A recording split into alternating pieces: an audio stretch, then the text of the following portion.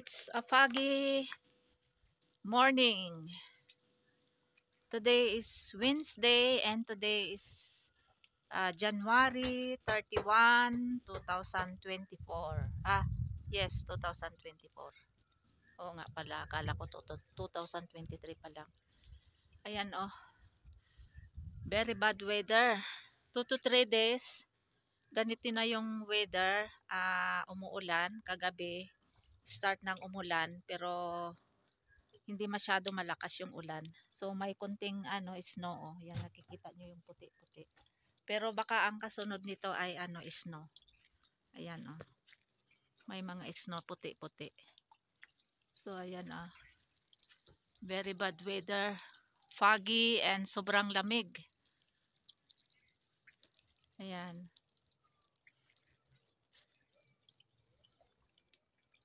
Tingnan nyo yung tumpok ng dyan, bees, wild bees. Ito yung kumakagat na mga bees.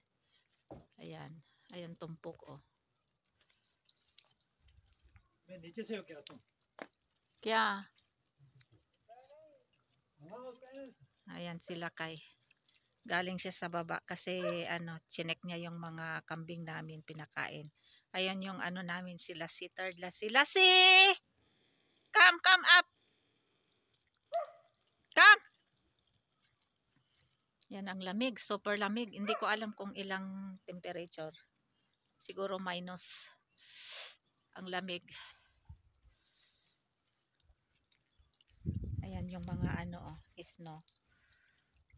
Pero baka ito ibagsak ng snow kasi last year 2023 ng December hindi nag-snow. At saka dati-dati every year nag-i-snow. Pero last year ng December hindi nag-snow. At saka itong month ng January din wala pa ding snow. So may tawag dito, according to forecast daw ay baka mag-i-snow month of next na pala, February 1 na pala bukas kasi today is January 31. Today is Wednesday and the time now here in Pakistan is 11 AM, exactly 11 AM. Ayan, ang lamig, ang lamig. Ayan. Ayan yung tubig oh. Kunting tubig lang kasi hindi naman masyado malakas yung ulan. Yan ang lamig, lamig. Kaya may gatong sa loob ng kusina kasi super lamig.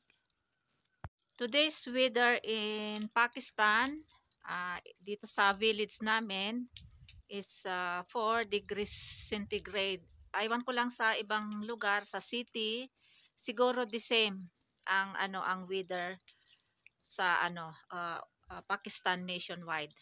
Kaya sa lahat ng mga OFW, especially mga Pakistani wife, dito ingat-ingat tayong lahat dahil sa sobrang lamig. So ayan oh. Kasi marami ding mga dito, mga Pakistani wife, marami ding mga OFW with their family, mga anak-anak.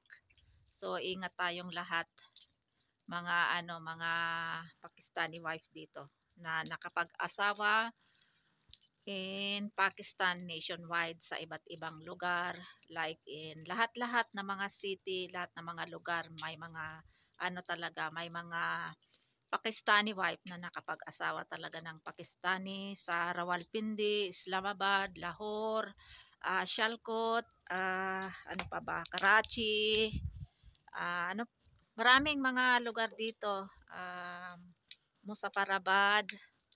Dito sa village ko, dito sa aking lugar sa Rawalakot ay ako lang mag-isa dito. Meron kami dito 3 noon, kaya lang yung isa umuwi na. Namatay yung asawa niya 4 years ago.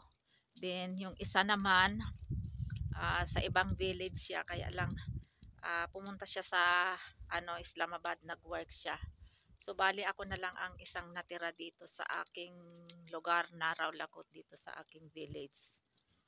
So, kaya ayan, ingat tayong lahat mga Pakistani wife dito. Of course, pati na rin yung ating mga anak. Ayan.